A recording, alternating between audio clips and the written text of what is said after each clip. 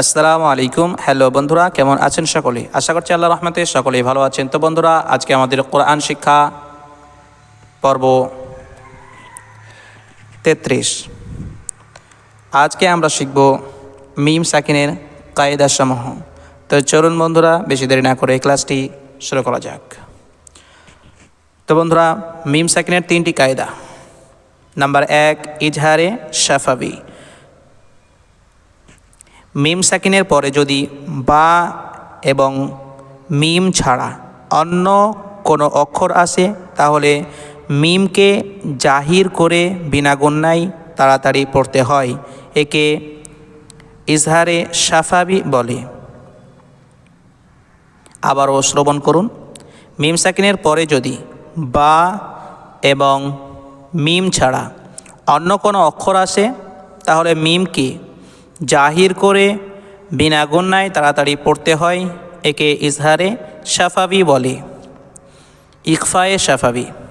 Number 2, মিম সাকিনের পরে যদি বা আসে, আবারও বলছি, মিম সাকিনের পরে যদি বা আসে, তাহলে মিমকে গুন্নাসহ পড়তে হয়। একে ইখফায়ে শাফাবি বলে।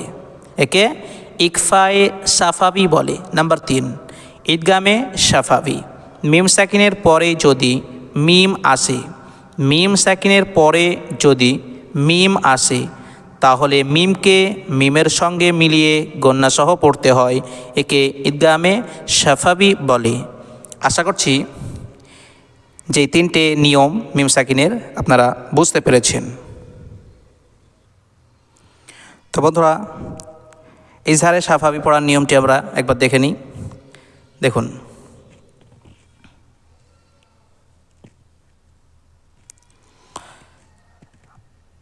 হামিম পেশ ওহুম, ফায়াজের ফি, হুম ফি, হা আলিফ জাবার হা, হুম ফি হা।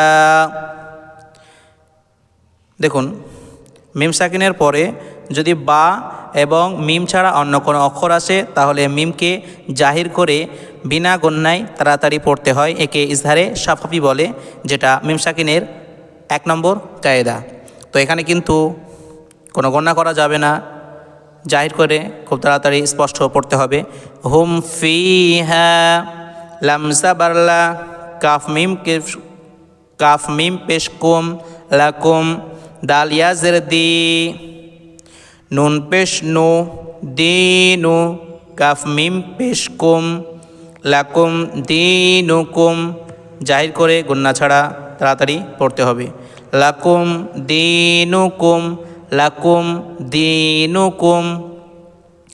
লাম মিম জাবার লাম, ইয়ালাম জাবার ইয়াল, লাম ইয়াল, বাজের বি, সিন ওয়াও পেশু, লাম ইয়াল বিসু, লাম ইয়াল বিসু।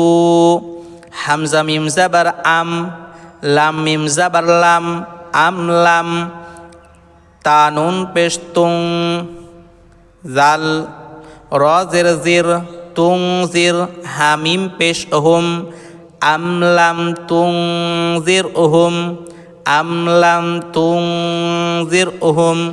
এখানে দেখুন, নুন সাকিনের পরে জাল এসেছে, এটা ইকফার অক্ষর, সেক্ষেত্রে এখানে কিন্তু ইকফা করবেন। তুং জির হুম।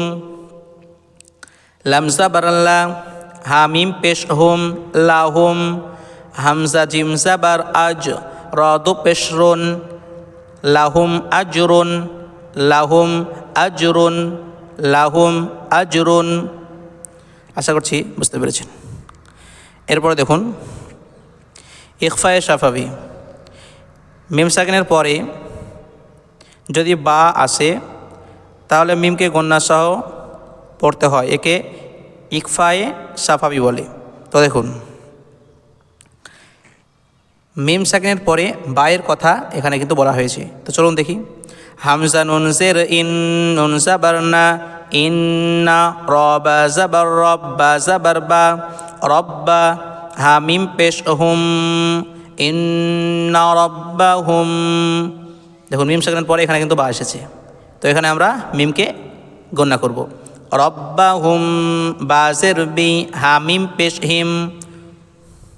ইন্না রাব্বাহুম বিহিম। এখানে গুণা করতে হবে আমাদেরকে, যেহেতু মিম সাকিনের পরে বা এসেছে, এটা ইকফায়ে সাফাবি। ইন্না রাব্বাহুম বিহিম। আশা করছি বিষয়টা আপনারা বুঝতে পেরেছেন। তার সাবার তার, মিম ইয়া জের মি, হা মিম জের হিম, তাউমিহিম। এখানেও লক্ষ্য করুন মিম সাকিনের পরে এখানেও কিন্তু বা এসেছে, তো মিমকে আমরা গণনা করব।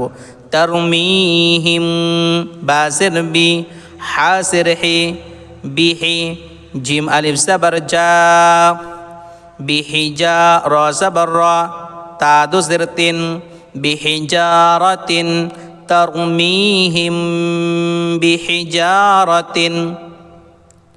ওয়াও জাবার ওয়া, মিম আলিফ জাবার মা, ওয়ামা, হা মিম পেশ হুম, ওয়ামা হুম। এখানে লক্ষ্য করুন মিম সাকিনের পরে বা এসেছে, আমরা সেই জন্য এখানে মিমকে গণনা করব। ওয়ামা হুম, বা জের বি, মিম ওয়াও পেশ মু।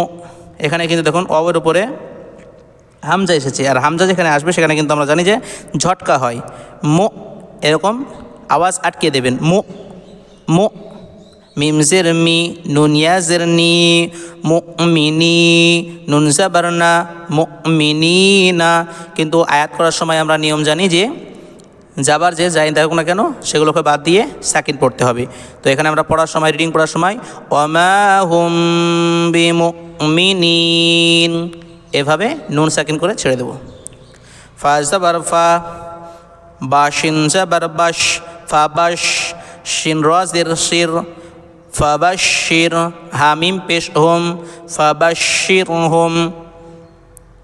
এখানে দেখুন মিম সাকিনের পরে আবারও বা এসেছে, সেক্ষেত্রে আমরা মিমকে গণনা করব।